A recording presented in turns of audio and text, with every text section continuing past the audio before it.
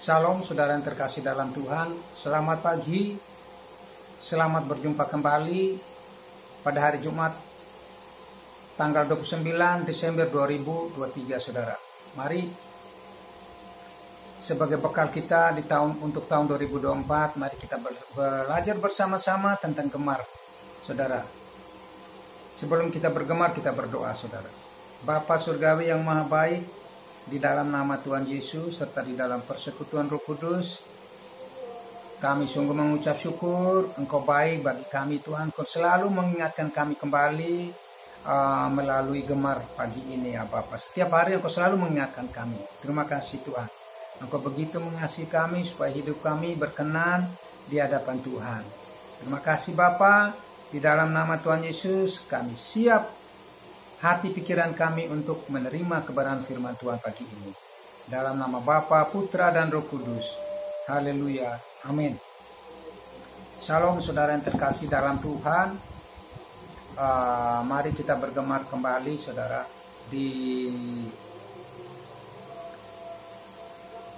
Yohanes pasal 12 ayat 1 sampai dengan ayat 8 saudara. Perikopnya Yesus diurapi di Betania. 6 hari sebelum Paskah, Yesus datang ke Betania, tempat tinggal Lazarus yang dibangkitkan Yesus dari antara orang mati. Di situ diadakan perjamuan untuk dia dan Marta melayani. Sedang salah seorang yang turut makan dengan Yesus adalah Lazarus. Maka Maria mengambil setengah kati minyak narwastu murni yang mahal harganya, lalu meminyaki kaki Yesus dan menyikanya dengan rambutnya, dan bau minyaknya semerbak di seluruh rumah itu. Tapi Judas Iskariot, seorang dari murid-murid Yesus yang akan segera menyerahkan dia, berkata, "Mengapa minyak narwastu ini tidak dijual 300 dinar dan uangnya diberikan kepada orang-orang miskin?" Hal itu dikatakannya bukan karena ia memperhatikan nasib orang-orang miskin, melainkan karena ia adalah seorang pencuri. Ia sering mengambil uang yang disimpan dalam kas yang dipegangnya. Maka kata Yesus, "Biarkanlah dia melakukan hal ini mengingat hari penguburanku. Karena orang-orang miskin selalu ada pada kamu, tetapi aku tidak akan selalu ada padamu." Amin saudara. Shalom. Saya mengambil tema pagi ini saudara tentang bendahara yang bijaksana dan bendahara yang jahat saudara. Saya akan mengupas mulai dari ayat 3 sampai dengan ayat 7 saudara. Saya bacakan ayat 3. Maka Maria mengambil setengah kati minyak narwastu murni yang mahal harganya, lalu meminyaki kaki Yesus dan menyikanya dengan rambutnya, dan bau minyaknya semerbak di seluruh rumah itu. Lanjut ayat 4 saudara.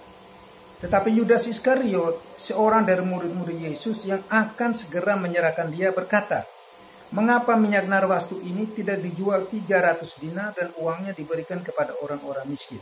Amin saudara. Kita membahas mengapa Yudas itu mencegah Maria untuk melakukan yang terbaik buat Yesus.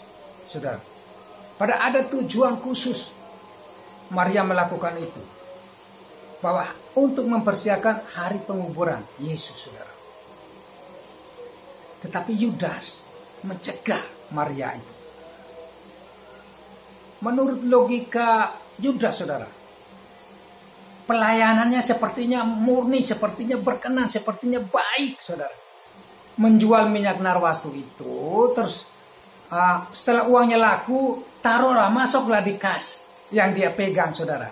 Dengan maksud, dengan tujuan dia untuk memberikan kepada orang-orang miskin. Sepertinya bagus, manis tujuannya dia saudara. Tetapi apa yang dikatakan oleh Alkitab, oleh penulis Alkitab ini, yaitu Yohanes, yaitu tidak lain itu kawan sekerjanya Yudas. Saudara, menuliskan bahwa Yudas ini pencuri saudara. Dia sering mengambil uang yang ada di dalam kas. Dan uang itulah milik bersama, milik Tuhan Yesus, milik pengikutnya saudara. Tetapi Yudas beda. Dia mencuri. Ada kesulitan dia ngambil. Ada kekurangan di rumahnya dia diambil. Sepertinya saudara, Yudas tidak jujur. Yudas tidak transparan dengan keuangan bersama ini saudara. Dia tidak jujur. Dia tidak pernah melaporkan tentang keuangan, saudara. Mungkin dia berkata seperti itu, mengapa minyak narwastu itu dihambur-hamburkan? Lebih baik dijual, saudara, supaya uangnya masukkan dalam kas. Mungkin kasnya itu sudah berkurang karena dia sering pakai, karena dia pencuri, saudara. Untuk menutupi saldonya biar tetap atau banyak, disuruhlah sama Yudas jual minyak narwastu yang mahal itu untuk masuk ke dalam kas sehingga tertutup, saudara. Ini mungkin juga, saudara, licik dan cerdiknya Yudas, saudara. Tapi di situ Yesus mencegah, biarkan perempuan itu melakukan untuk aku, untuk meminyaki tubuhku sebagai persiapan untuk aku, kata Yesus, saudara. Nah, ini kita harus belajar dari sifat dan karakter Yudas. Yudas orangnya tidak jujur. Yudas orangnya tidak transparan, saudara. Dan dia merasa dia sebagai pemegang kas atau bendahara di situ. Dia merasakan sesuatu keuntungan buat dia, saudara. Karena dia pemegang kas. Dan tidak ada tuntutan dari Yesus, tidak ada tuntutan dari kawan sekerjanya untuk Yudas harus lapor. Tapi bukan berarti mereka tidak tahu, saudara. Mereka tahu. Maka Yohanes menuliskan itu, bahwa Yudas itu seorang pencuri. Dia sering mengambil uang tabungan, uang kas bendahara di situ, saudara. Kas bersama, bukan milik seseorang, saudara. Tetapi itu kas bersama. Maka harus juga saldonya, laporan itu harus kita ketahui bersama, saudara. Karena itu uang bersama, saudara. Nah, itu kelirunya. Sehingga tidak ada yang mengingatkan Yudas, saudara. Tidak ada yang mengingatkan Yudas. Tidak ada yang tanya kepada Yudas, saudara. Karena Tuhan menghendaki, kamu bijaksana enggak jadi bendahara? Tanpa ada Yesus bertanya, tanpa ada pengurus yang bertanya, dia harus menjadi bendahara yang bijaksana, saudara. Tetapi ternyata tanpa ada tekanan dari Yesus, guru, tanpa ada tekanan dari kawan sekerjanya, saudara, dia menjadi nyaman di situ. Dia menjadi nyaman, seolah-olah menjadi kebenaran. Uang dijual, berikan kepada fakir miskin, sebelum diberikan kepada orang-orang miskin, uang itu taruh di bendahara, di kas, saudara. Itu bendahara yang jahat, saudara. Nah, jangan sampai, saudara. Mari kita belajar. Akar dari segala kejahatan adalah cinta uang. Yudas, saudara, karena dia merasa nyaman, dan sebenarnya itu awalnya tidak berkenan di hadapan Tuhan. Tetapi seringkali dia lakukan, saudara. Tidak ada teguran, itu menjadi suatu kebenaran buat dia, saudara.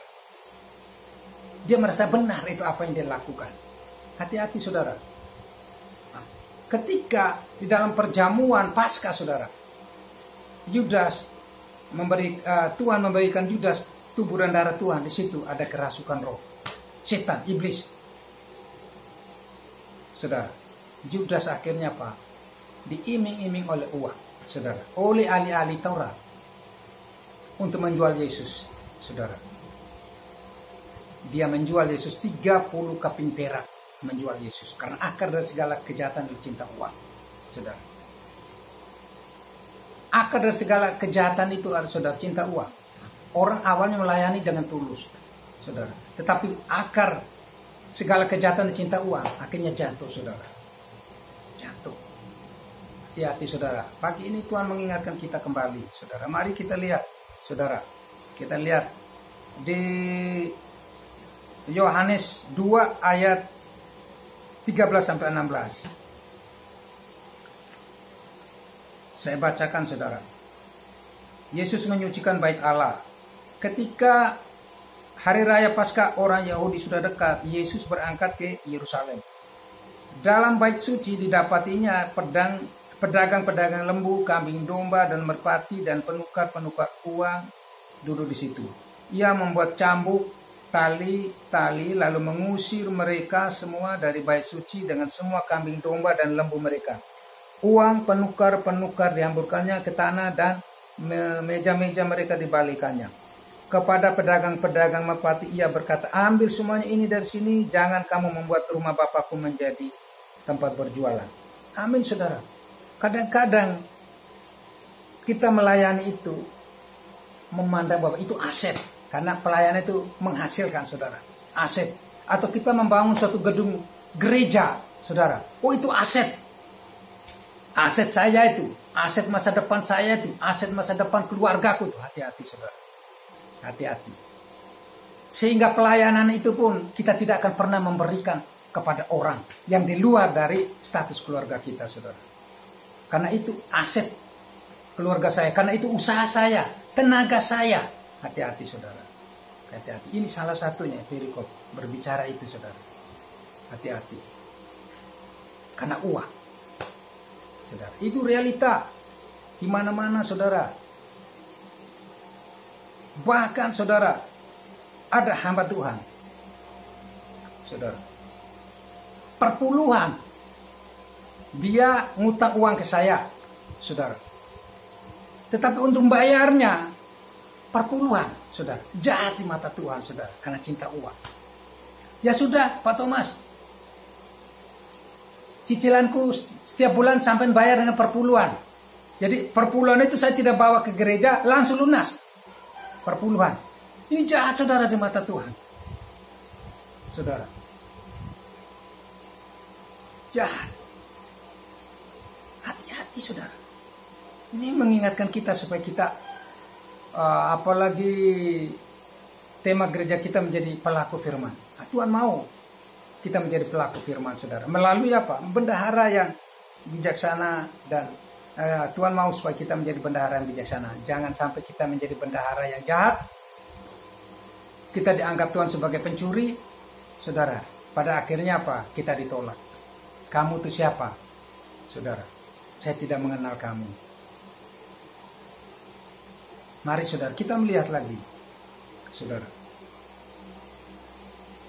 Di Lukas 22 ayat 47, saudara.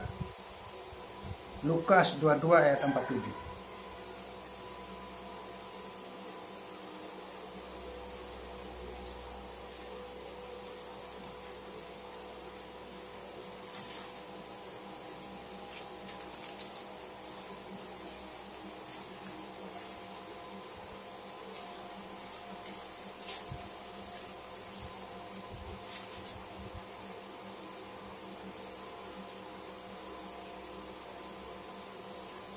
Saya bacakan, saudara, Lukas 22 ayat 47.